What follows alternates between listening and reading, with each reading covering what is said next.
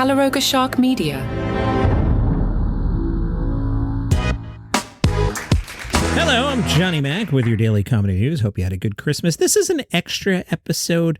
There's enough going on that I just wanted to check in. I've got a lot of special episodes this week with end of the year lists that I already have in the can, but I wanted to just check in with you and talk about a couple things that are happening. This episode will be a little shorter than usual. Pete Davidson has canceled a bunch of shows. Hope Pete is doing okay.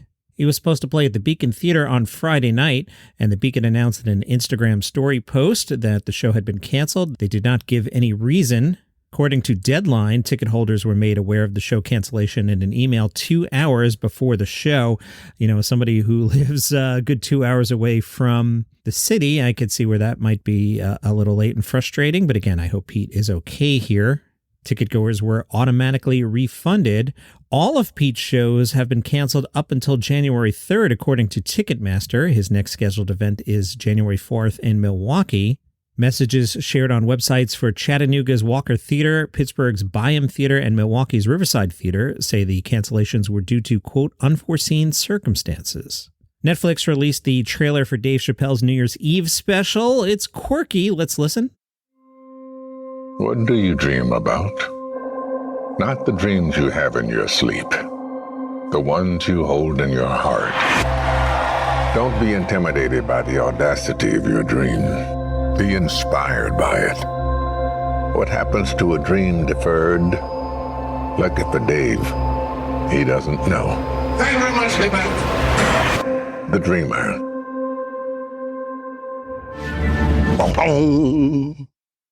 I'm looking forward to that. Another reason I wanted to check in is I did indeed watch both Ricky Gervais and Gary Gulman. I'll speak more about these at length later in the week when I do my top specials of the year.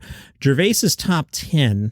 I liked it a lot. Maybe it got a little long in the middle there, but he basically went to DGAF mode and did some probably the best material I've heard about the anti-woke crowd. Really solid special if you haven't had a chance. Again, I'll talk about that later in the week. Gary Gulman's special is the best special of the year. I won't pull my punch there. I watched that on Friday night and thought it was absolutely fantastic. Gary's now really moving up the list. I feel like maybe one more special and people are going to be like, oh, wow, he's it. Just a wonderful wordsmith, and the schedule is just well crafted.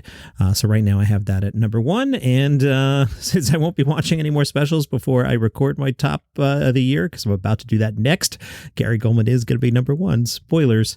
I'll leave you with a sad note. Stand-up comedian Neil Nanda has died at age 32. Nanda, known for appearances on Jimmy Kimmel Live and Comedy Central's Adam Devine's House Party.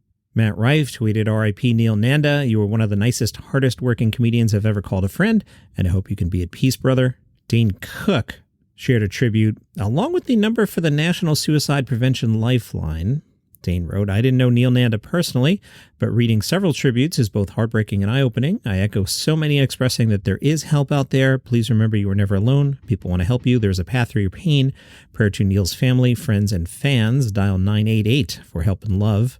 Nanda told VC Reporter in 2018 that he used to copy down his favorite jokes from Comedy Central into a notebook to retell his middle school friends, and then he joked, I didn't realize I was stealing jokes until I was in high school. When I was in high school, I started writing my own jokes using the structure of some of the jokes I had previously stolen.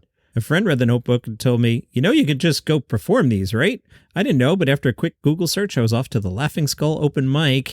Told the VC Reporter, I would say my proudest accomplishment thus far in comedy was performing on Jimmy Kimmel Live. I've always wanted to do a set on late night, and Jimmy Kimmel was my first choice. I performed where my parents were a fan of the host. If you're just catching up, today is December 26th. There was a normal episode in the feed, and I did episodes all over the weekend. I'll be back in the morning with the 11 most powerful people in comedy. See you tomorrow.